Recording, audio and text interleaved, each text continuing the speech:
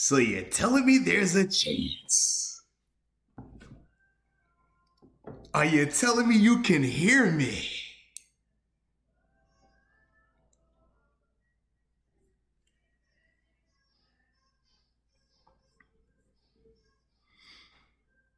Can you hear me? Can you hear me?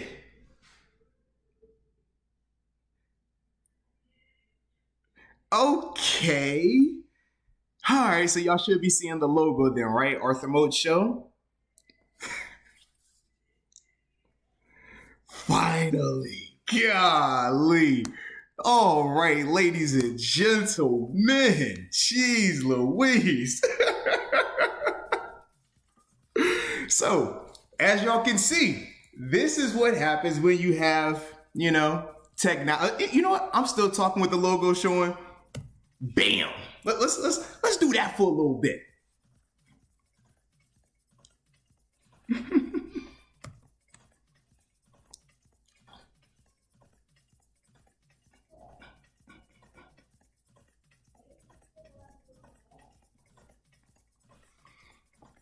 All right, so y'all can see me now. This is good. I appreciate y'all for bearing with me through the technical difficulties. That was crazy. I was literally over here trying to figure out what was going on, man. Y'all want to know what the problem was? Rookie mistake. I didn't hit go live. Oops. So with that being said, welcome to a live version of Master Moats Film Session, and it's brought to you by DRAFTKINGS Sportsbook, America's top-rated sportsbook and app. Not only is it safe, but it is secure, and most importantly, it's reliable. So, if all of our first-time users out there, if you use the promo code MOATS, you will receive up to $1,000 in deposit bonus money. Let me repeat that, $1,000 in deposit bonus money. So, don't waste any time. Download the app, use the promo code, and let them know. You can get an opportunity to make some real money, baby. All right. So, first couple plays, man, not even first couple. The first play I want to talk about is Tyrell Edmonds, man. Tyrell Edmonds had a PBU in the first quarter. Really, really impressive, man, in terms of his footwork, in terms of his technique on it. Make sure I pull this up. Man, y'all would have been proud of me, though. I had everything set up all nice and neat. It was beautiful. I'm talking split screen, nice. I was in here talking for 30 minutes. Looked at that chat, was like, oh my gosh, what's going on? But it's neither here nor there, baby. Let's keep this thing rolling, all right? So, let's pull up. Team, pull up over here. You know how we do. All right. So, like I said, the first play we're going to talk about is the PBU by Tyrell Edmonds. And this is young Edmonds right there. Shout out to the kid. All right.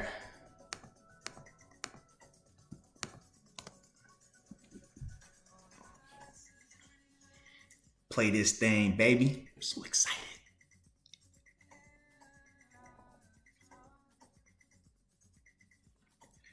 All righty. So, first off, we got to talk about the coverage, right? All right, so what the Steelers are running on defense, it's a Tampa 2. So it's very similar to cover 2, except they have one distinct difference with the inside linebacker. So let me draw this up for you real quick. Edmonds, we talked about him as a safety, right? He's deep half that way. You're going to have Minka deep half the other way, okay? Joe's playing a little bit of off technique, but he's a squat corner. He's not giving up any ground, really. And then Nelson's going to be doing the same, all right? This Cam Sutton right here, he's going to be coming off the edge, okay? Then you have him. They're all in the rush.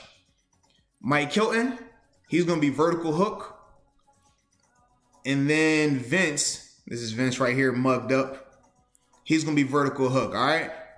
And as your vertical hook players, they'll just be off of the number 2 receiver. And the number 2 is right here and right here, okay? That's what vertical hook, VH, stands for, okay? And now the last person we have to talk about is who? Avery Williamson.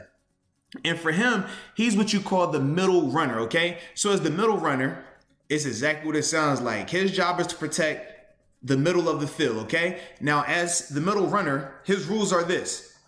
If it's 2 by 2, which it is right here, right? You have 2 receivers over here, 2 receivers over here, then his job is to open up to number 2, or to speed, all right? So because this is a faster wide receiver, obviously, compared to this tight end right here, he's going to open up there because that guy can get to this spot faster than this guy can, okay? Now, if this running back was out here or over here, then he opens up, Avery would open up to the number 3, okay? So that would be this tight end, or if this guy was over here, it'd be the third guy that way. So with all of that information being said, what does that do and what does that mean for Edmonds? It means a couple of things. He can be super aggressive on any outbreaking route, okay? He doesn't have to worry about anything over here because this guy has the middle. He doesn't have to bite up on anything up here because this guy right here is your squat corner, okay? So now that we have that, now we got to talk about the actual route itself, right? So this is tight end right here, Jack Doyle, running just a corner route, or what we like to call a 7 cut, okay? So he's at the top, just bursting out. But this is great by Edmonds, all right? I want to rewind this real quick, and I want you guys, you could really see it from the end zone copy. So matter of fact, let's go there real quick, all right?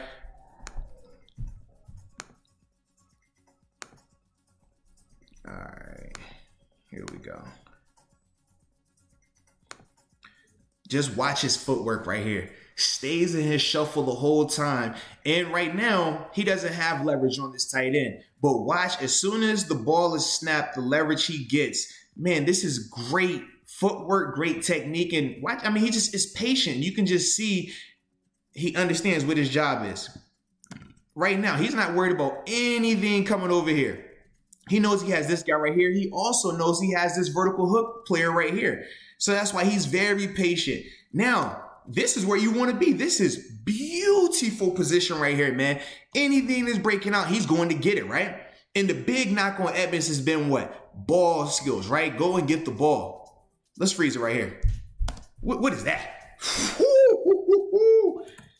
I give you a smiley face. Hold on. That's a smiley face right there, baby. Jeez, this is beautiful, man. Now, the only reason he doesn't finish it, as good as a player as this is by Edmonds, it's an even better finish by Doyle right here, man. He shoots his hands up. This is textbook. If you're a defender in that position, trail position, that is textbook right there, man. Play through the receiver's hands essentially, and that's what he did, man. But awesome job by Edmonds from start to finish, man. Understanding the disguise, and we'll talk about disguise, so I'm gonna get back to that. But man, just staying in the shuffle, this is beautiful, man. Textbook. And then believe in it. You believe it. You know in the red zone, man, the routes are going to happen fast. You don't have a lot of time for double moves. You don't have a lot of time for, anything that's going to be too vertical, obviously, because you know the end zone is what? You got the 10 yards right there, so they can only run but so far. So Edmonds playing that play the way he did, man, I just thought that showed, number one, his overall above the net game, right? This is a smart football play. And then just his athletic ability in terms of beating the tight end to the ball, man. But big picture right here, what the Steelers are doing, I really like this a lot. It's called a simulated pressure. And actually, before I talk about the simulated pressure, let me check this chat real quick. Okay. I see y'all in the building, man. Y'all making me happy, man. I ain't even gonna lie. All right, let's get back. So, getting back to this simulated pressure, the reason why I love simulated pressures is this. A lot of times you hear them talk about, man, you don't want to blitz this quarterback. You don't want to blitz this guy because they know if the pressure is coming from this way, okay, they're just going to throw it, they'll throw right into the pressure because, if he's leaving, there's going to be a hole there. But with the simulated pressure, this is what happens, okay?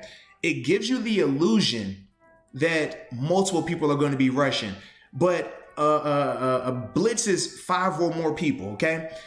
a simulated pressure is only going to be 4 people rushing. But what it does is it makes that quarterback, it makes that offensive line feel as if they have to hurry up. They feel as if it's pressure and that they are down a man. So it makes them do things that they necessarily wouldn't do under normal circumstances. So the simulated pressure is this, okay?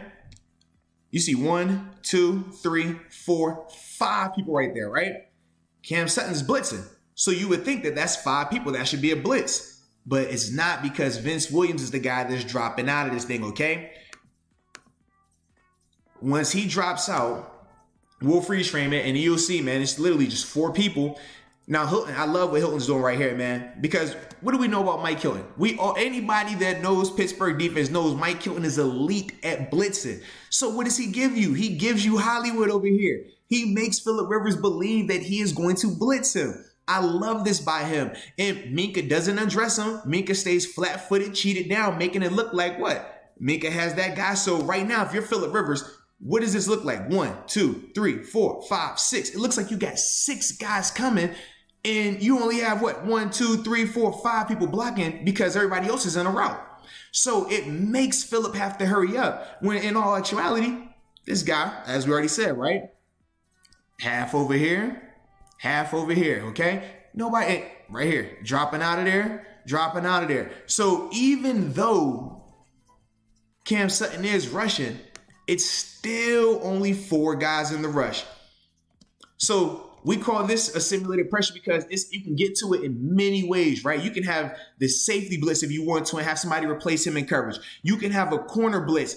Obviously, we have the slot corner right here blitz. It's a lot of things that you can do to create a simulated pressure. You can go strong side, weak side, inside. It does not matter. But the big part is you got to know, okay, if this guy's rushing, somebody has to drop out. And coordinators, when you get in the red zone, they're either going to blitz you. They love to do things to hurry you up. They either want to max blitz you, they'll simulate pressure you, or they're going to go the alternative and they'll just do a 3-man rush and drop 8. Those are the different ways you combat getting into the condensed field like this. And that's why even in Pittsburgh, our offense struggles sometimes once you get in the red zone because, man, you just got a lot more bodies to deal with, man. And it's different in terms of your play menu and stuff like that. But this simulated pressure, man, I love it. Love it, love it, love it. And then great finish. Say we'll watch it one more time in full speed. And after that, I go to this next play, all right? If y'all having a good time and you're enjoying yourselves, man, let me know in the chat, please. And I need my check-in. I need to know where y'all at, too, man. Y'all know, it makes me feel like I'm closer to y'all when I know exactly where y'all watching from, all right?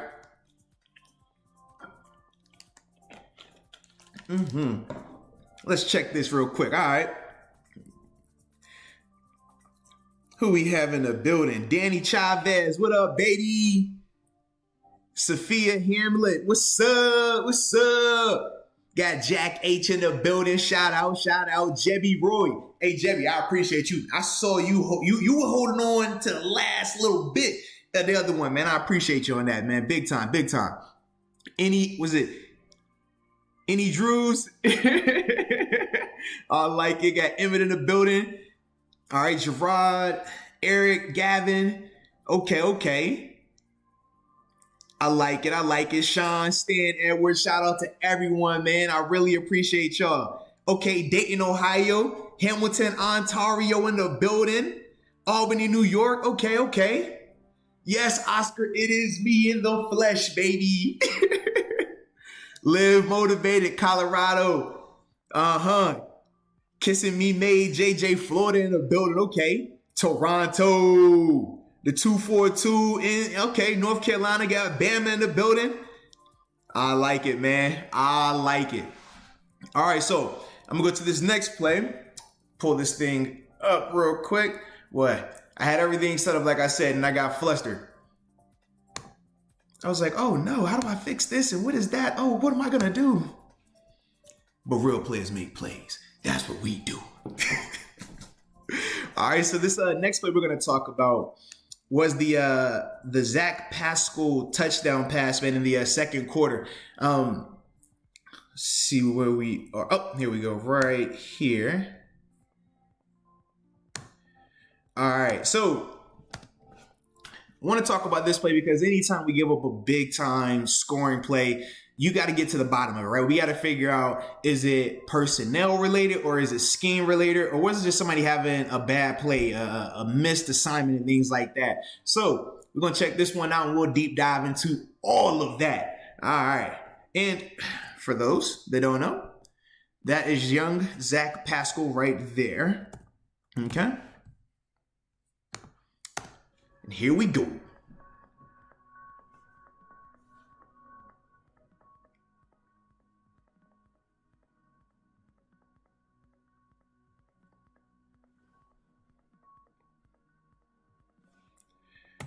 Alrighty. So, as a defense guy, right? We always talk defense first. I love talking defense first, but I want to break down this offense first, all right? So, excuse me, what the Colts are doing, they're in a 2x2 set, meaning this. They have 2 eligible receivers on each side, okay? Now, if this guy goes over here, it's what, 3x1. Obviously, you could do 4x1 if you had 1, 2, 3. And the running back goes out to that side, it'll become 4x1 as well. Now, the reason that's important is because the Steelers in this particular play, they're running a fire zone coverage, and we'll get into the details of that. But knowing where number 3 and number 4, if you have 3 to one side or if you get 4 to one side, that changes a lot for the droppers in this particular call right here. So with the Colts, man, they start out in a 2x2 set, okay? But then in motion, right? The motion creates what? 3x1. And really good job by the Colts too in doing this.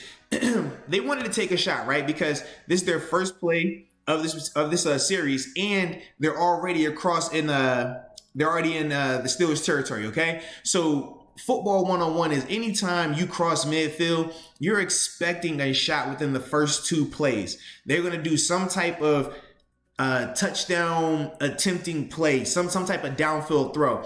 And the thing that the Colts did, they got in bigger body personnel to do that. Meaning this, when we talk about the personnel groupings, they're in 12 personnel, which is a bigger body group, meaning 1 running back, 2 tight ends. The first number is always how many running backs. So if you hear 21 personnel, it's 2 running backs. It could be a running back and a fullback. It could be 2 just true running backs, but that's the first digit. The second digit is the tight ends. So right here is 12 personnel, all right?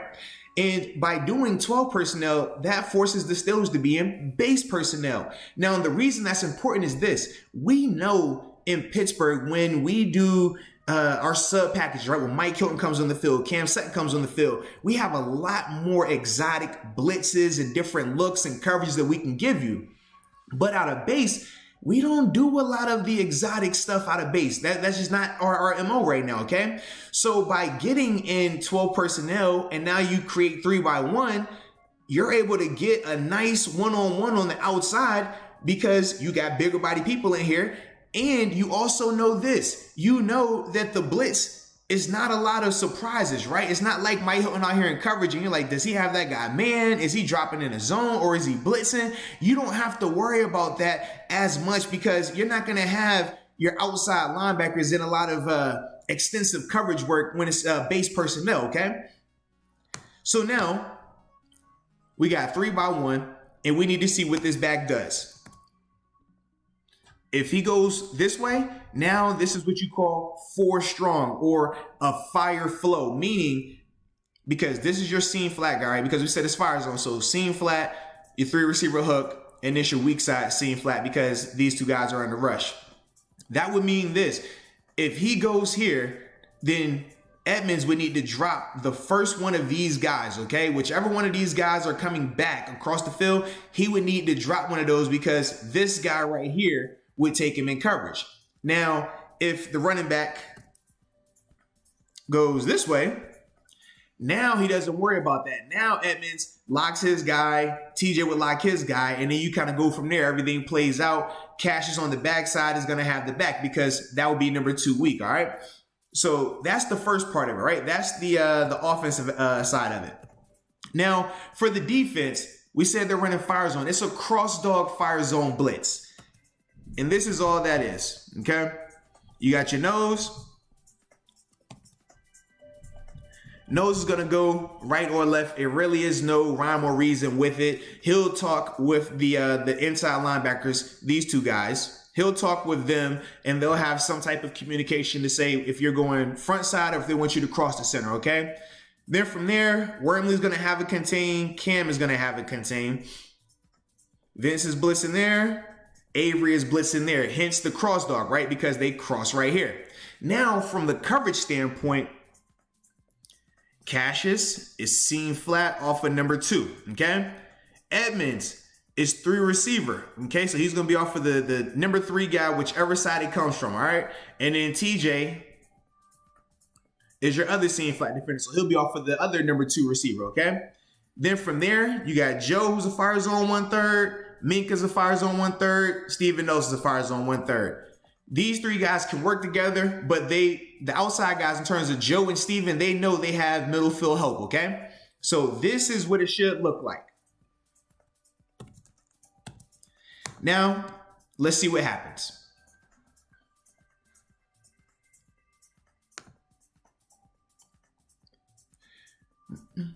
So we get our rush, and right now, it's declared, right? Right now, TJ, that's your guy, okay? That's your number 2. Cassius, your number 2 is in the backfield, obviously the running back. Edmonds, this becomes your number 3, okay? Now you got Joe, who's on top of his guy, outside leverage, because he has middle field safety help. You have Nelson over here, who's on his guy. He's playing a little bit of a press technique. What I've noticed with Steven, he loves to press. It doesn't matter if he's playing cover 4, where he's supposed to be deep in coverage, cover 3, it doesn't matter. He likes to get his hands on the receivers, and I'm a big fan of it. I love disrupting these receivers' timing early on, because it doesn't allow, if a guy's 4-3, I disrupt his timing, he's not going to be 4-3 anymore. It's going to take him a little bit longer to build up to that speed, compared to if you're playing off coverage, man. These guys are great athletes out here. I mean, they're running 4-2 like it's nothing. You don't want to get in a foot race with that. So I love Steven's idea, man, in terms of just continuing to get hands on guys. But as we said, okay, so 3, 2, 2, coverage, and we're coverage, okay? So now, what are we seeing happen right here? He keeps his guy. He's there. This is the corporate right here. Now, why is this important? It doesn't get talked about, but this is important because since he doesn't take him, now Minka, who's supposed to be middle of the field, right? Now Minka has to leave there and come here. Now Joe, who we already said is what? Outside leverage, right? Now you take Minka away. That's a bad situation for him, okay? So now look at what's going on. Minka is forced to leave the middle, and now you got Joe outside in, and this is the weakness of this part, right? In terms of when you, well, not even the weakness of it, because typically you're going to play that technique when you know you have help, but you don't design the call anticipating a missed assignment or anything like that. And on this particular play, you get the blown coverage right here. So now this tight end is wide open, so that forces Minka to come out of the middle of the field to take him. But now it voids this whole area. And now Joe outside in. The only thing I would say for Joe is this: stop peeking. Don't look back. If you feel like your guy's open, he's open. The quarterback sees him. Everybody sees him. That's where they're going with the ball. That's the only thing that I would say for Joe. But, I mean, you can't fault him right there. You know, he was the one that got called out. He was the one that you see at the end. But it's a chain reaction. This is why we talk about on defense, every single play, you have to be on the screws. Everybody has to be on the same page, because one person changing, what they do for whatever reason it may be, now the chain reaction, he has to leave his responsibility to cover for him, which now puts this guy out on the island and just in a position to not win right here. So important. And I thought Edmonds played well, too. That was the thing, man. But, you got to do it every single play. Every single play. All right, let me see if we have any questions or anything going on. 1 second. Oh, there we go.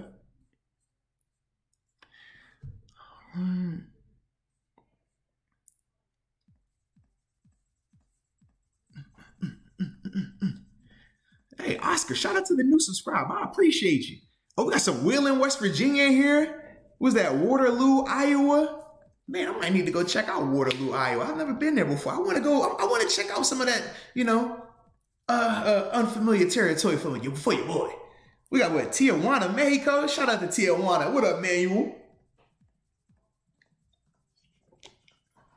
Ooh, Southern Cal. Du Bois, PA. Got London, Ontario in there. Okay. I like this. Kansas. Now, in terms of why Edmonds decides to come out of to just drop him in coverage, I'm not really sure. That's why I said for me, I think it could have just been a simple blown coverage. I don't know if there was a lack of communication, because even on the tape pre-snap, you don't see a lot of talking between him and TJ, because they already know, hey man, once this bunch happens, and this is all we mean by bunch, just when you get a cluster of 3 eligible receivers in close proximity, that's all that is. But once you get this, they already know that those two are on a combination of these two, and the only way they'll work with this guy is if he goes there. So it wasn't a lot of, that needed to be discussed. I just think that Edmonds, man, I think he said just a mental error, nothing crazy, just a little brain fart, You get the inverted wing look right here, which is essentially typically your wing, he's down, he's off. They just flipped it, nothing crazy. But you do stuff like that because it can make you have a little bit of confusion. He might have got a little confused with one going out, one staying in. That could have been the case. But even then, I still don't understand why he wouldn't have went with him. But yeah, sometimes maybe it happens. He is human,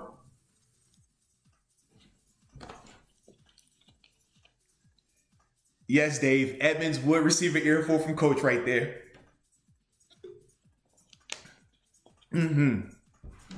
Oh, shout out to Glasgow, Scotland. All right. I like that.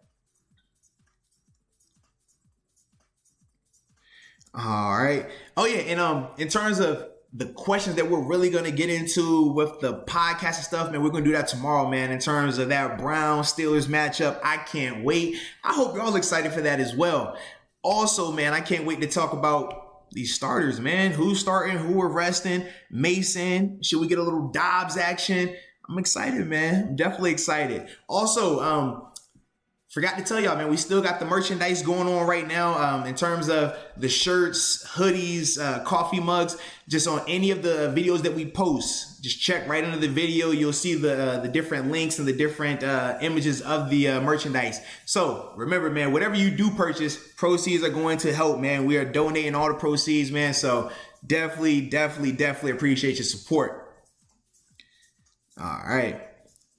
Let's dive into this. Let me get a little offensive play real quick, man. What about, I know it. I'm going to go with the Deontay Johnson, the touchdown, right? Third quarter, I believe it was. Let's find this. Here we go. All right, we're good now. Little Deontay. All right. Okay. First off, let's highlight Mr. Deontay. That's him right there on the perimeter at number 1. Okay. You know how we do this thing. Play it at full speed, and then we will slow it down.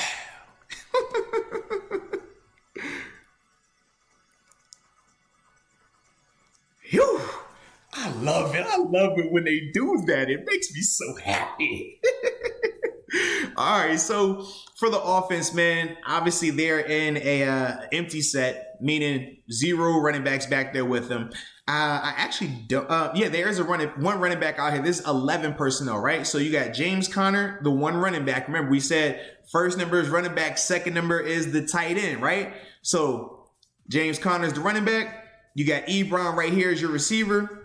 Then from here, I believe this is Juju, Claypool, Deontay up there at 1. Now the defense. Let's talk about what the defense is in, okay?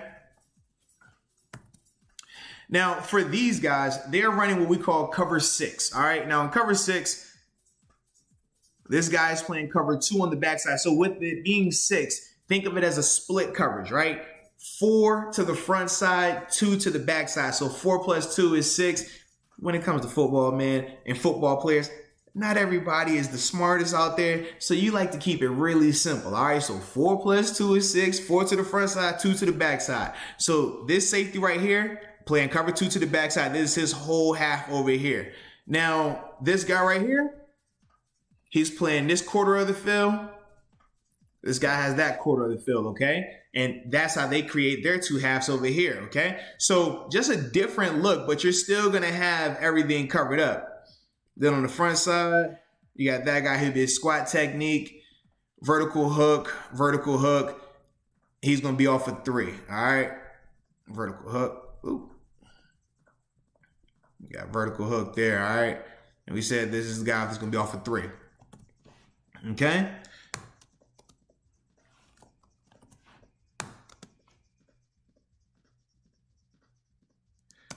So right now, gone.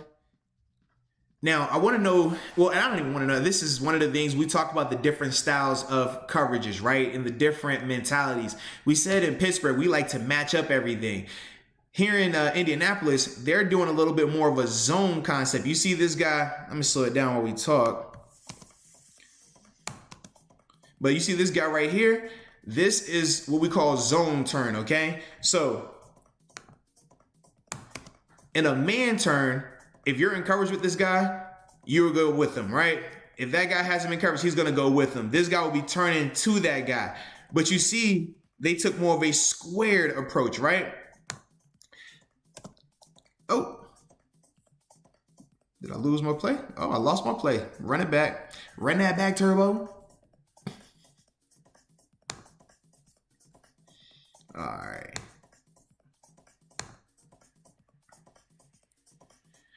So yeah, like I was saying, man, if they were going to be matching this up like how we do in Pittsburgh, they would be going to get these guys. But they play a little bit more of a zone concept, okay? So they square up, keep eyes on the quarterback. Now, to go just a little bit further back, I want to look at this corner right here, right? So when we talk about your technique, we talk about, we highlighted Edmonds' technique in the first breakdown that we did, right? On this one, though, this guy has bad technique, man. Deontay is coming out, high knees, high elbows, lets you know he's going vertical, right? Little bit of a head fake, nothing much. But this guy right here, there was zero reason for him to bite on this head fake, right? So first off, we already said what? Anything, he doesn't need to worry about any inside breaking route by Deontay because you have this guy right here.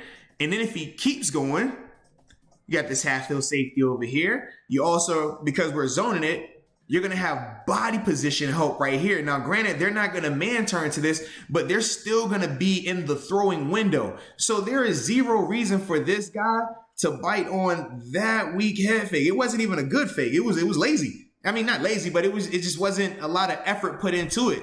But this guy, he's guessing route concepts. He sees this guy bursting out and he assumes he's bursted in. And he's pick happy. So he's assuming, all right, out, in, I'm jumping it. I'm about to get this interception. But you guessed, and you guessed wrong. And now you're playing catch up. This is a bad feeling right here, man. If you're even, he is leaving. That's always the rule of thumb. Great job by 7 putting this ball out here so Deontay can run under it and go get it. I mean, this is a dime by 7. Listen, we've critiqued him. Man, we've talked about, you know, his deep ball accuracy issues and stuff like that. This throw right here, though, absolutely beautiful. Man. But also another thing that 7 did, it was subtle, but I liked it a lot. Watch his head, man. Ball snap, he knows he's going here. At least he wants to. But he needs to hold this guy. How does he do so? Head right down the middle of the field. If I look over here now, this guy's going to stay breaking that way. But now you see him, he can't even continue over there, right? Shuffles, now he's coming back. Freezes a second. And now we got what we want. We got what we were hunting. And now you just connect on it. And trust me, man, this has been available throughout even the 3-game skid that we had. This has been available. It's more so, like I said, either the receivers were having issues catching the ball, Ben was having a little bit of issues in terms of connecting on these throws. But this play right here, man, this is what we saw early on in the season. If we can get this more consistently, we can do something special come playoff time. But this is what it's all about. Can we keep this thing going? I hope we can. But man, look at the gunslinger. Direct traffic. We're going to talk a little bit about it. And then shout out to the offensive line too, man. Keep my man clean all game. Love it.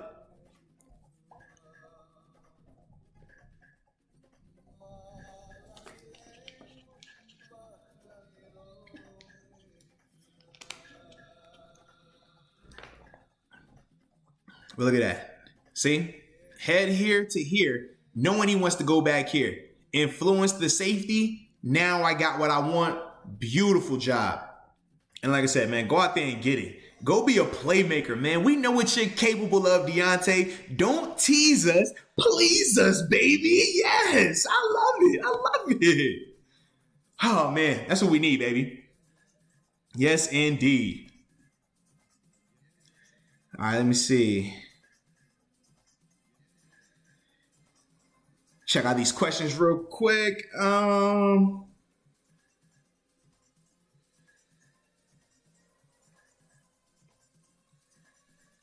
right. Let's see. Yes, it was nickel package. I do believe. Let's double check it though. I think that was nickel. Should be. Yes, it says nickel because this is your nickel corner right here. Your 2 linebackers. Then you got your 4 down D linemen. So yes, indeed. All right.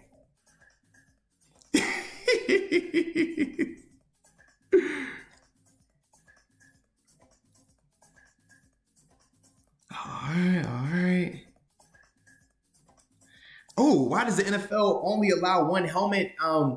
They did that, and this is to Eli. Eli, they changed that rule in terms of only allowing 1 helmet when the big concussion initiative started. When they started saying player health and safety, they felt that they want players to wear only 1 helmet, but they want that helmet tested, certified. Obviously, we remember the whole fiasco with AB in Oakland with the helmet situation. This is a big part of it, man. All the helmets have to be certified, tested, and they don't play when it comes to that. So even with some of the teams that have throwback uniforms, right, or they might change their they'll change the logo on their helmet, but they won't change the actual helmet itself. Whereas in 2010, which was my rookie year, we actually had multiple helmets. We had one specific helmet for our throwbacks, then another 2 helmets for our regular season jerseys as well. But ever since then, man, they definitely changed the rules. So that's the answer to that right there, man. Hey, Bradley, do I think TJ wins Defensive Player of the Year? He better. Listen, I understand Aaron Donald's a beast, and he's from, he's the Pittsburgh kid and all that, but man, he ain't TJ. TJ doing crazy things this year,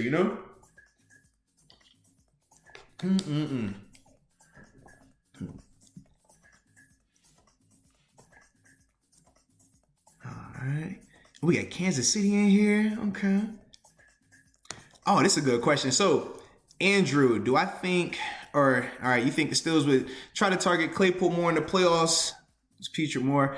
Yeah, Andrew, man, I hope they do. I do think that the second half of the game versus the Colts, man, we did start to see, them putting him and get him involved in the offense a little bit more with the stop routes and stuff. Obviously opened it up for Deontay as well. But man, I would love to see him get involved more. I feel like when he's involved, our offense is so much more dynamic. The big plays that he's capable of. We saw even he caught the screen pass and almost took that to the house. That's what he is capable of. He is a big, fast, strong man that needs to get the ball a lot.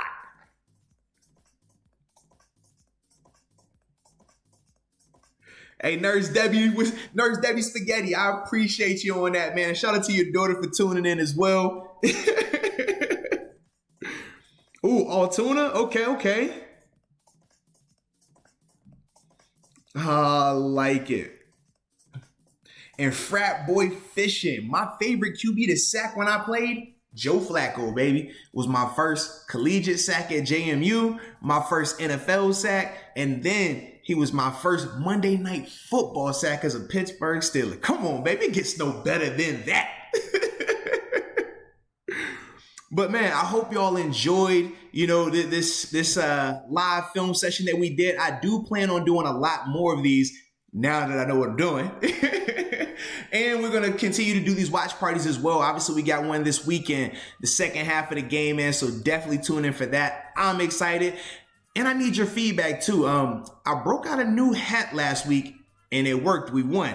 I picked against the team for the first time. It worked. We won.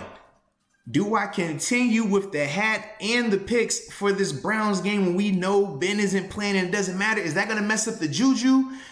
Or do I just keep rolling with it to keep it going? I need to know. Do I bring it out this weekend or do I save it for the playoffs? All right. So y'all let me know that in the comments, man. Once again, like I said, I appreciate y'all for tuning in. And until next time, peace.